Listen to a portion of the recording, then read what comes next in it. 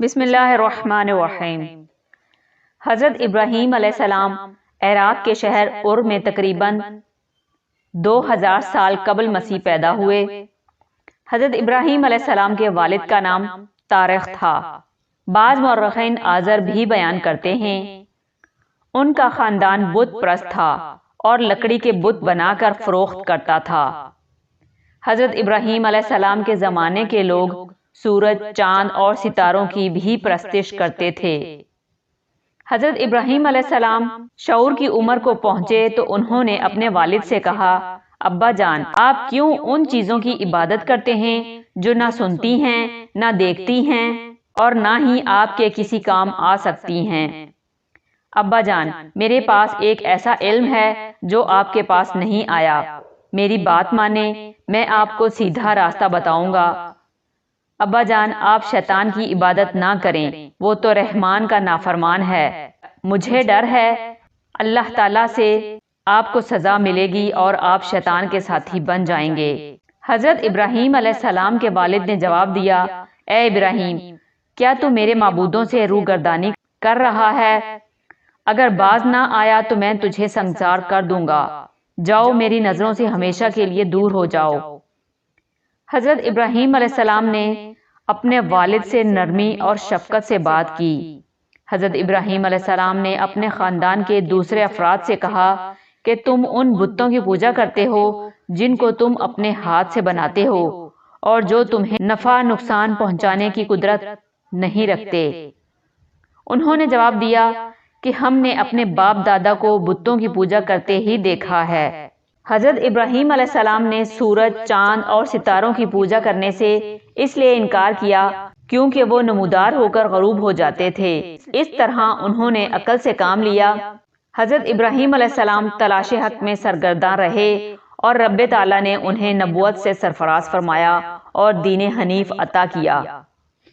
ہر زمانے میں اسلام کی نعمت اللہ کے کلام اور انبیاء علیہ السلام کی شخصیتوں کے ذریعے ہی پہنچی ہے۔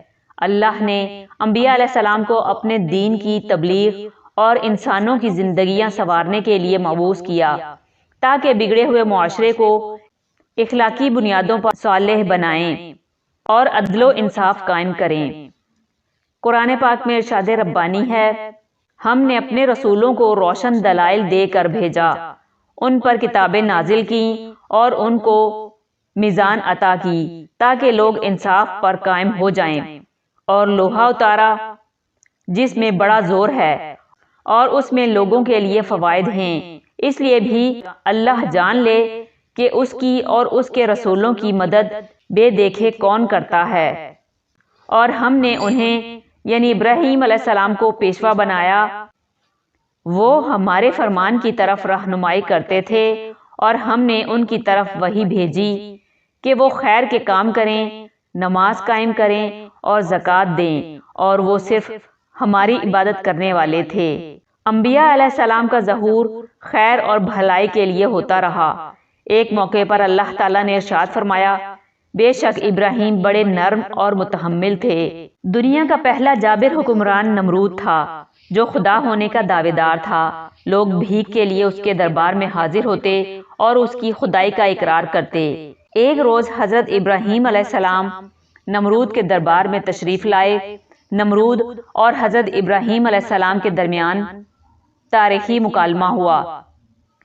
نمرود نے حضرت ابراہیم علیہ السلام سے پوچھا کہ تمہارا رب کون ہے؟ ابراہیم علیہ السلام نے کہا، میرا رب وہ ہے جو زندہ کرتا ہے اور مارتا ہے۔ نمرود نے کہا، یہ میری صفت ہے، جس کو چاہتا ہوں زندہ چھوڑ دیتا ہوں اور جس کو چاہتا ہوں موت کی نیند سلا دیتا ہوں۔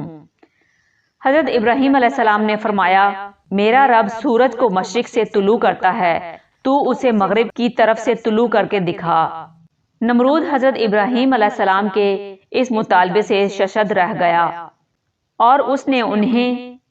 اور نمرود نے حضرت ابراہیم علیہ السلام کو خالی ہاتھ واپس کر دیا۔ حضرت ابراہیم علیہ السلام نے نمرود کے سامنے اپنا موقف بلا خوف بیان کیا اور گھر واپس لوٹتے ہوئے اپنی چادر میں کچھ مٹی باندھ لی تاکہ گھر والے اسے گندم سمجھ کر مطمئن ہو جائیں۔ گھر پہنچے، اپنی گٹھری رکھی اور سو گئے۔ صبح آپ کی اہلیہ نے اسے کھولا تو اس میں مٹی کے بجائے بہترین گندم تھی۔ اہلیہ نے گندم پیس کر روٹی پکائی۔ حضرت ابراہیم علیہ السلام اپنے رب کی قدرت اور عنایت کا شکر ادا کرنے لگے۔ حضرت ابراہیم علیہ السلام نے اپنی قوم کو بت پرستی چھوڑ کر ایک خدا کی عبادت کرنے کی تبلیغ کی۔ قوم نے حضرت ابراہیم علیہ السلام کے کلمہ حق کی پرواہ نہ کی۔ نوجوان ابراہیم علیہ السلام نے اپنی قوم کو صراط مستقیم پر لانے کے لیے ایک انوکھی اور دلچسپ ترکیب اختیار کی۔ بت پرستوں نے قومی تہوار کے موقع پر بت کدا سجا رکھا تھا۔ تمام بتوں کے سامنے تازہ اور لذیذ مٹھائیوں کے تھال رکھے تھے۔ جب لوگ عبادت کے بعد بت خانے سے چلے گئے تو حضرت ابراہیم علیہ السلام کلہاڑا لے کر بت خانے میں داخل ہوئے اور بڑے بت کے سوا تمام بتوں کے ناک، ہاتھ اور ٹانگیں توڑ ڈالیں۔ اپنا کلہاڑا بڑے بت کے کندھے پر رکھ دیا اور مٹھائی کے تھال اس کے سامنے ڈھیر کر دیے۔ شام کو جب خدمت گار بت خانے میں داخل ہوئے تو اپنے بتوں کی حالت دیکھ کر سکتے میں آ گئے۔ یہ خبر جنگل کی آگ کی طرح سارے شہر میں پھیل گئی۔ بت پرستوں کو علم تھا کہ یہ کام ابراہیم علیہ السلام ہی کر سکتے ہیں۔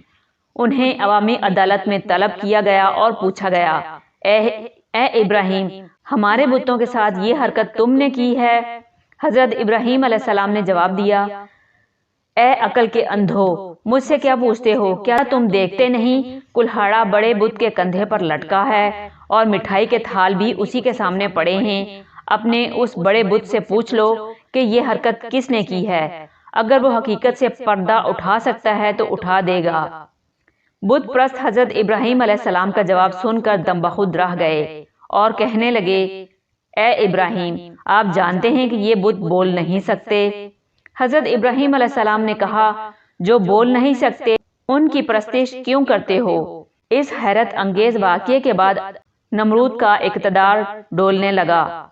اس نے آتش کدا بھڑکانے کا حکم دیا۔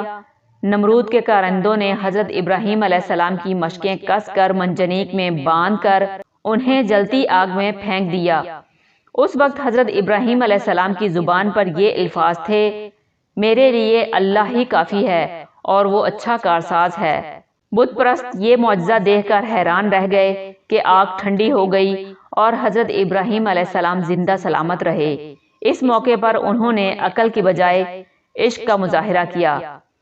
قرآن پاک میں ارشاد ہے، ہم نے حکم دیا، اے آگ، ابراہیم علیہ السلام کے لیے ٹھنڈی اور امن والی بن جا۔ اس خدائی معجزے کے بعد بھی نمرود راہ راست پر نہ آیا اور اس نے حضرت ابراہیم علیہ السلام اور ان کے ساتھیوں پر ظلم و ستم جاری رکھا۔ حضرت ابراہیم علیہ السلام دین کی خاطر اپنے وطن سے ہجرت کرنے پر مجبور ہو گئے۔ اللہ تعالیٰ نے نمرود کا خاتمہ اس طرح کیا کہ اس کی فوج پر اتنے مچھر بھیجے کہ ان کی چھاؤں میں سورج چھپ گیا۔ مچھروں نے نمرود کے لشکر کا گوشت اس طرح نوچا کہ ان کی صرف ہڈیاں باقی رہ گئیں۔ ایک مچھر نمرود کی ناک میں گھس گیا اور اللہ نے اسے ایک مدت تک عذاب میں مبتلا رکھا۔ سکون کی خاطر اس کے سر پر جوتے کی ضربیں لگائی جاتی تھیں، حتیٰ کہ وہ اللہ کے حکم سے ہلاک ہو گیا۔ حضرت ابراہیم علیہ السلام اپنی زوجہ حضرت سارہ رضی اللہ تعالیٰ عنہ کے ہمراہ مصر پہنچے، جہاں کا حکمران رقیون تھا۔ رقیون نے حضرت ابراہیم علیہ السلام کی حسین و جمیل بیوی کو اپنے محل میں طلب کیا اور جب بری نیت کے ساتھ اپنا ہاتھ حضرت سارہ رضی اللہ تعالیٰ عنہ کی جانب بڑھایا تو اس کا ہاتھ خشک ہو گیا۔ یہ معجزہ دیکھ کر رقیون کے ہوش اڑ گئے اور وہ جان گیا کہ حضرت سارہ رضی اللہ تعالیٰ عنہ اللہ کی برگزیدہ ہستی ہیں۔ رقیون نے بڑی نیازمندی کے ساتھ حضرت سارہ رضی اللہ تعالیٰ عنہ سے اپنا ہاتھ درست کرانے کے لیے دعا کی درخواست کی اور یقین دلایا کہ آئندہ ایسی جسارت نہیں کرے گا۔ حضرت سارہ رضی اللہ تعالیٰ عنہ نے بارگاہ الہی میں ہاتھ اٹھائے اور دعا کی، اے اللہ، اگر یہ سچا ہے تو اس کا ہاتھ درست کر دے۔ اللہ کے حکم سے رقیون کا ہاتھ صحیح ہو گیا۔ اس واقعے سے متاثر ہو کر رقیون نے اپنی بیٹی، جس کا نام بعد میں ہاجرہ معروف ہوا، حضرت سارہ رضی اللہ تعالیٰ عنہ کے سپرد کر دی تاکہ اس کی تربیت نیک خاندان میں ہو۔ حضرت ابراہیم علیہ السلام نے حضرت ہاجرہ رضی اللہ تعالیٰ عنہ سے شادی کر لی۔ اللہ تعالیٰ نے حضرت ابراہیم علیہ السلام کو 2 بیٹے حضرت اسحاق علیہ السلام اور حضرت اسماعیل علیہ السلام عطا کیے اور خوشخبری دی کہ دونوں بیٹے بڑے معزز اور بابرکت ہوں گے اور ان کی اولاد کثرت کی وجہ سے گنی نہ جائے گی۔ بیٹوں کی پیدائش کے بعد بی بی سارہ اور بی بی ہاجرہ کا آپس میں اختلاف ہو گیا۔ حضرت ابراہیم علیہ السلام اللہ تعالیٰ کی منشا کے مطابق حضرت ہاجرہ اور نوالود بیٹے حضرت اسماعیل علیہ السلام کو فلسطین سے عرب کے اس علاقے میں چھوڑ گئے جہاں آج مکہ مکرمہ آباد ہے۔ حضرت ابراہیم علیہ السلام واپس جانے لگے تو بی بی ہاجرہ نے کہا، ہمیں کس کے پاس چھوڑ کر جا رہے ہو؟ حضرت ابراہیم علیہ السلام نے فرمایا، اللہ کے پاس۔ تو بی بی ہاجرہ راضی ہوئیں کہ اللہ ہمیں ضائع نہیں کرے گا۔ اس وقت یہ صحرائی علاقہ غیر آباد تھا۔ جب کھجوریں اور پانی ختم ہو گیا تو حضرت ہاجرہ سخت پریشان ہوئیں۔ ان کا بیٹا حضرت اسماعیل علیہ السلام پیاس سے نڈھال ہو رہا تھا۔ حضرت ہاجرہ رضی اللہ تعالیٰ عنہ نے پانی کی تلاش میں صفا اور مروہ کی پہاڑیوں کے 7 چکر لگائے۔ مایوسی کے عالم میں انہوں نے اپنے بچے پر نگاہ ڈالی تو یہ دیکھ کر حیران رہ گئیں کہ جس جگہ بچہ ایڑیاں رگڑ رہا تھا وہاں پانی کا چشمہ نکل آیا ہے جو بعد میں زمزم کے نام سے معروف ہوا۔ یہ معجزہ دیکھ کر بی بی ہاجرہ نے اللہ اکبر کا نعرہ بلند کیا۔ جو اللہ پر یقین کامل رکھتا ہو اللہ کبھی اسے مایوس نہیں کرتا۔ پانی کے اس چشمے کی وجہ سے یہاں ایک قبیلہ جرہم آباد ہو گیا اور بی بی ہاجرہ رضی اللہ تعالیٰ عنہ نے بھی اسی جگہ مستقل سکونت اختیار کر لی۔ بی بی ہاجرہ رضی اللہ تعالیٰ عنہ نے چشمے کو اپنی ملکیت قرار دیا اور قبیلے کے تمام افراد کا اس چشمے پر حق تسلیم کیا۔ حضرت ابراہیم علیہ السلام نے خواب دیکھا کہ اللہ تعالیٰ نے انہیں فرزند کو قربانی میں ذبح کرنے کا اشارہ فرمایا ہے۔ قرآن میں قربانی کا یہ واقعہ ان الفاظ میں بیان کیا گیا ہے، پس ہم نے انہیں بڑے بردبار بیٹے اسماعیل علیہ السلام کی بشارت دی۔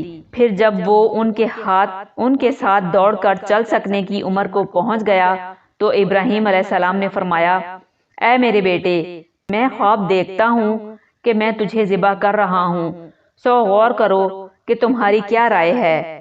اسماعیل علیہ السلام نے کہا، ابا جان، وہ کام فوراً کر ڈالیے جس کا آپ کو حکم دیا جا رہا ہے۔ اگر اللہ نے چاہا تو آپ مجھے صبر کرنے والوں میں پائیں گے۔ پھر جب دونوں رضائے الہی کے سامنے جھک گئے اور ابراہیم علیہ السلام نے اسے پیشانی کے بل لٹایا اور ہم نے اسے ندا دی کہ اے ابراہیم، واقعی تم نے اپنا خواب سچا کر دکھایا۔ بے شک ہم محسنوں کو ایسا ہی صلہ دیا کرتے ہیں۔ بے شک یہ بہت بڑی کھلی آزمائش تھی اور ہم نے ایک بہت بڑی قربانی کے ساتھ اس کا فدیہ کر دیا۔ حضرت ابراہیم علیہ السلام اور حضرت اسماعیل علیہ السلام دونوں بے مثال صبر کا مظاہرہ کر کے اس آزمائش میں سرخرو ہوئے۔ حضرت ابراہیم علیہ السلام خدا کے نبی اور حضرت اسماعیل علیہ السلام کے والد گرامی تھے، مگر اس استحقاق کے باوجود انہوں نے اپنے بیٹے پر حکم صادر کرنے کی بجائے اس کی منشا اور رائے طلب کی۔ حضرت ابراہیم علیہ السلام اور حضرت اسماعیل علیہ السلام دونوں نے اپنے رب کے حکم کے مطابق مکہ اور صفا کی پہاڑیوں کے درمیان اللہ کا گھر تعمیر کیا۔ مقام کی نشاندہی فرشتے نے کی۔ اللہ تعالیٰ نے قرآن پاک میں اپنے گھر کے بارے میں فرمایا، لوگوں کے لیے جو پہلا گھر مقرر کیا گیا بلا شبہ وہی تھا جو مکہ میں تعمیر ہوا، برکت والا گھر اور سارے جہاں والوں کے لیے مرکز ہدایت۔ اس میں اللہ کی کھلی نشانیاں ہیں، مقام ابراہیم ہے اور جو کوئی اس میں داخل ہو جائے اسے امن مل جاتا ہے۔ خانہ کعبہ کی تعمیر کے لیے حضرت اسماعیل علیہ السلام نے ایک مزدور کی حیثیت سے کام کیا۔ وہ پتھر اٹھا اٹھا کر لاتے اور حضرت ابراہیم علیہ السلام ایک معمار کے طور پر ان پتھروں کو چن چن کر دیواریں اٹھاتے جاتے۔ خدا کے دونوں برگزیدہ نبیوں نے اپنے ہاتھوں سے کام کر کے محنت اور مشقت کی عظمت کا اقرار کیا اور یہ سبق دیا کہ اعلیٰ منصب والوں کو مزدوری سے گریز نہیں کرنا چاہیے۔ اس موقع پر حضرت ابراہیم علیہ السلام نے اپنے اللہ سے یہ دعا کی، اے ہمارے رب، ہماری اس کوشش کو قبول فرما، تو دعاؤں کو سنتا اور نیتوں کو جانتا ہے۔ اے پروردگار، تو ہم دونوں کو اپنا اطاعت گزار بنا اور ہماری نسل سے ایک ایسی جماعت پیدا کر جو تیری اطاعت گزار ہو، اور ہمیں اپنی عبادت کے طریقے بتا اور ہم پر عنایت کی نظر رکھ۔ تو بڑا بخشنے والا اور مہربان ہے۔